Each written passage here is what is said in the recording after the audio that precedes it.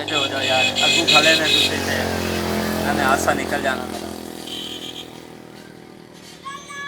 अस्सलाम वालेकुम दोस्तों, ਤੁਹਾਡਾ ਭਰਾ ਮੋਨੋਟਾਈਜ਼ ਉਰਫ ਗੁਰਾੜਾ ਅੱਜ ਇੱਕ ਨਵੀਂ ਸ਼ਾਨਦਾਰ ਤੇ ਧਮਾਕੇਦਾਰ ਵੀਡੀਓ ਲਾ ਕੇ ਹਾਜ਼ਰ ਹੋਇਆ ਹਾਂ, ਉਹ ਵੀ ਪਿੰਡੂ ਤੇ ਦੇਸੀ ਅੰਦਾਜ਼।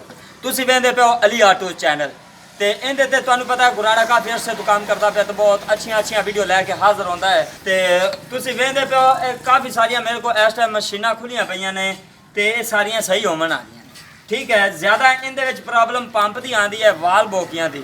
ਤੇ ਕਾਫੀ ਸਾਰੇ ਦੋਸਤ ਇਸ ਵਜ੍ਹਾ ਤੋਂ ਪਰੇਸ਼ਾਨ ਹਨ ਕਿ ਉਹਨਾਂ ਦੀ ਮਸ਼ੀਨ ਆਂਦੇ ਸਾਰੀ मतलब कि महीना या 2 महीने भी नहीं कटती तो वाल बोकियां ते राड खराब हो जाता है, ठीक हो गया। तो इन्हें खराब होने की की असल वजह है तो मैं तुहानू इस वीडियो के पूरी डिटेल नाल दसांगा। तो पहले नंबर पर तुसीं मेरे दोस्त भरा ने जिन्होंने हाले तक साडा चैनल अली आटो लाइक तो सबसक्राइब नहीं किया वो पहले कर लो ताकि हर नवी आवन वाली वीडियो तुहाडे तक पहुँच सके, तुहाडा कोई ना कोई फायदा होंदा रहे। ये तुहानू पता है गुराड़ा यही चाहता है, ठीक है। तो दूजे नंबर पर हुण अगर चलने आप टॉपिक ले ज़्यादा टाइम नहीं लवांगा, तो टाइम तुहाडे को बहुत कीमती है मैनू पता है। तो मैं हुण तुहानू दसदा जावां भी असल मेन वजह इहदे विच किहड़ी आंदी है, किस वजह तो खराब होंदियां ने। काफ़ी दोस्त मशीनां लैके तो आ जाते हैं लेकिन मशीन सेल करन वाले नूं भी नहीं पता भी इनू मशीन लवन वाले नूं किस चीज़ की तकीद करनी है, ना ही अगर लवन वाले नूं पता है ना ही देवन वाले नूं पता है। तो मैं हूँ दस देवां भी ये मेन वजह की होंदी है भी जिहड़ी वजह तो इहदियां वाल बोकियां ते राड खराब होंदा है। आ राड हैगा ते दूसरी वीडियो के विच असां वाल बोकियां चेंज करने का तरीकाकार दस्या है। इन्हां चीज़ों को खराब करने वाली असल जड़ की है अज असीं वो नुक्स पकड़ लिया है तो लैके आए हैं, क्योंकि काफ़ी सारे दोस्त काफ़ी सारिया मशीनां मेरे को आंदियां ने उन्होंने यही वजह होंदी है कि उन्होंने वाल बोकियां खराब हो जाते हैं बहुत जल्दी। नवीं मशीनां होंदियां ने लेकिन उन्होंने पता नहीं होंदा भी किस वजह तो खराब होंदियां पईयां ने। तो इस वीडियो के अंदर मैं पूरी डिटेल नाल दस देवांगा। आ पंप हैगा तुसीं वेंदे पै जे इस तरह इहदे विच फिट होंदा है, बिल्कुल इस रोखे पंप फिट होया होंदा है, ठीक है। ए पिछू इंजन इत्थे बिल्कुल फिट हो गया है, ठीक है। आ लगी हुई कौली ये मैं तुहानू डिटेल नाल बाहर कढ के दसना भी काफ़ी दोस्त होंदे ने जिन्होंने इन्हां दा नहीं पता होंदा इस कौली का भी ये की चीज़ है, किस वजह तो लगी हुई है, ठीक है। असल मेन वजह ये होती है इसकी मतलब कि इनकी वजह असल मेन जी है मैं तुहानू दस देना वो भी बिल्कुल पंजाबी के अंदर।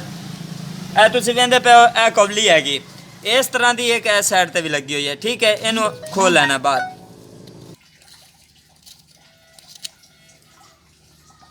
ए तुसीं वेखदे पे बिल्कुल खाली है ये कौली ग्रीस वाली, ठीक है। पंप ग्रीस पंप है इनका, ठीक है।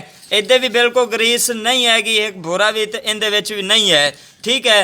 ये जनाब वाला ये वीडियो बनाने का साडा मकसद ये है कि काफ़ी सारे दोस्त साढ़े को पेंडू आते हैं जिन्हां च बिल्कुल अकल मतलब कि अकल तो होंदा लेकिन उन्हें पता नहीं होंदा भी ये की चीज़ लगी है। ये खास वीडियो उन्होंने दोस्तों वास्ते है कि जेडे बिल्कुल दूसरे महीने च या पहले च मशीन आदि खराब कर लेंदे ने।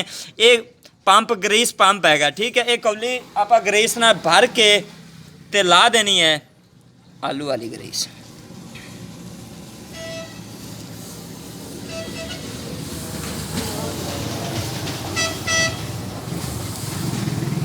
निकलिया ला दें पीछे बड़ी सारी ग्रीस वाला पैकेट।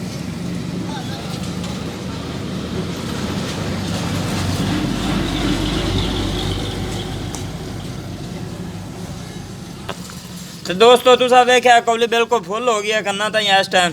तो इनू तुसा इस तरह ही फिट कर देना है पहले जिस तरह लाई हैगी, ठीक है। तो कम से कम 5 तो 6 टैंकियां लावन तो बाद इनू थोड़ा जिहा तुसा घुमा देना है।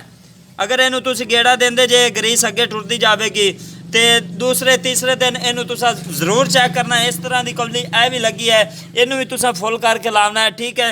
दूसरे तो तीसरे दिन बाद इनू तुसा चेक करना है, ठीक है। अगर इहदे विच ग्रीस नहीं है तो इनू खोल के फिर ग्रीस फुल करके तो फिर तुसा ला देनी, ठीक है।